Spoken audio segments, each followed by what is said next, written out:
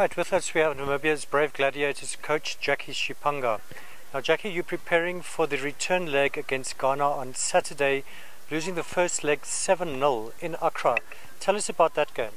I think it was really unfortunate that we recorded such a high margin. Obviously, it's not a true reflection of basically what we expected to be. But nonetheless, it was the girls' first time to actually go out of the country and play against the likes of Ghana. So some nerves were a little bit unsettled, inexperience, and of course, considering their age level as well. I mean, we do not at this stage have the necessary players of 18 and 19 years of age to compete, so we rely too much on the under 17. So basically we were outplayed physically, tactically. Ghana were very much superior, and we wish that, you know, if in Africa we can, our leaders can start addressing the whole issue of the age and the age cheating that is obviously happening, because if the playing field is obviously not leveled, we are going to lose more girls that think they are not good enough just because they cannot measure to their counterparts. But nonetheless, I think we are preparing very well for this game, and I think we also brought in a sports psychologist to just come and try and encourage the girls. So I think this time around, yes, we are going to be realistic. It's really impossible for us to probably get a result that will let us proceed to the next round. However, I think we can definitely reduce the scoreline so that they can get out there more motivated, and then we can also have, you know, the support of our fans and the public to continue supporting women's football, especially with the preparation of the 2014. Right, and for the return leg, you got a few injuries as well. Who are they, and what's your squad looking like now? Yeah, it is unfortunate that we had to release the players that got injured. The girl from Scholastic Andara, she's from Rundu. And then of course we have Jane Toivo, she's also from the Ohangwena region. These are girls that were coming through and they were identified during the Talent Identification Cup.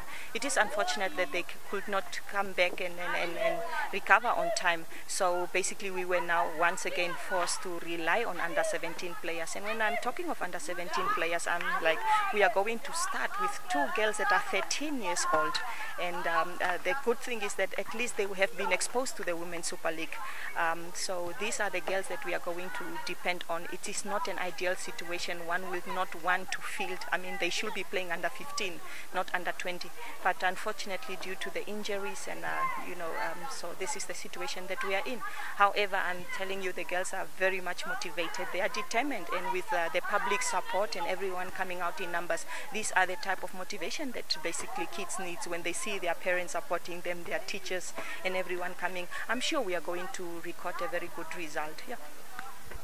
Right, and Jacky, it's unfortunate you're mentioning the age cheating. Is that still carrying on, and what can be done about this in African football?